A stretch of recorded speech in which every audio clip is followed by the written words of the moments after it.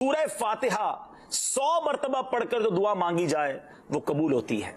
سورہ بقرہ کی تلاوت سے شیطان گھر سے بھاگ جاتا ہے۔ آیت الکرسی پڑھنے سے محتاجی دور ہوتی ہے۔ سورہ کہف کو ہمیشہ پڑھنے والا دجال کے فتنوں سے محفوظ رہے گا۔ والدین کی قبر پر ہر جمعہ سورہ یاسین کی تلاوت کرنے سے اس کی حروف کی تعداد کے برابر ان کے گناہ بخش دیے جاتے ہیں۔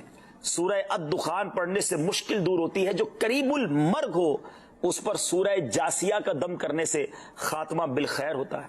سورہ حجرات کا پڑھنا اور دم کر کے پینا گھر میں خیر و برکت کے لیے مفید ہے۔ سورہ قاف پڑھنے سے جو باغ ہوتے ہیں ان کے پھلوں میں کثرت ہوتی ہے۔ سبحان اللہ۔ سورہ رحمان 11 بار پڑھنے سے تمام مقاصد پورے ہوتے ہیں۔ سورہ واقعہ جو شخص روزانہ پڑھے گا اسے کبھی فاقہ نہ ہوگا۔ سورہ ملک کو ہر رات پڑھنے والا عذاب قبر سے محفوظ رہے گا۔ سورہ مزمل کو 11 بار پڑھنے سے ہر مشکل آسان ہو جاتی ہے۔ سورہ مدثر کو پڑھ کر حفظ قرآن کی دعا مانگنے سے قرآن کریم کا یاد کرنا آسان ہو جاتا ہے۔ جو بچے حفظ کر رہے ہیں ان کے لیے زبردست وظیفہ ہے۔ سورہ النازعات پڑھنے سے جاں کنی کی تکلیف نہیں ہوگی۔ سورہ دحا پڑھنے سے بھاگا ہوا آدمی واپس آ جائے گا۔ سورہ علم نشرح کو جس مال پر پڑھ دیا جائے اس میں خوب برکت ہوتی ہے۔ سورہ تین و تین والزیتون جو ہے 3 مرتبہ پڑھنے سے اخلاق و کردار بہتر ہوتے ہیں۔ سورہ علق میں جوڑوں کے درد کا علاج ہے۔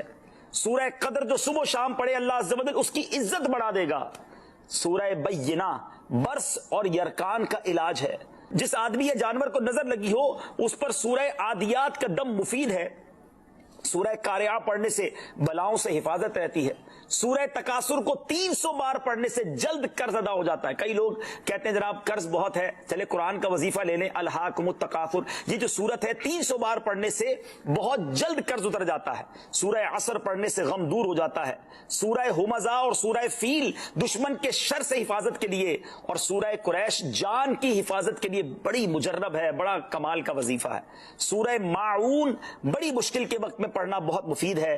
سورہ کوثر کی تلاوت سے بے اولاد صاحب اولاد ہو جاتا ہے۔ کئی بے اولاد بھی وظائف مانگ رہے ہوتے ہیں۔ سورہ کافرون 1/4 قرآن کے برابر ہے۔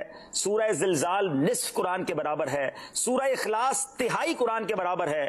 اور سورہ فلق اور سورہ ناس سے جن اور شیطان اور حاسدوں کے شر سے حفاظت رہتی ہے۔ پھر کیوں نہ ہم قرآن سے دوستی کر لیں، کیوں نہ قرآن کو اپنا ورد بنا لیں۔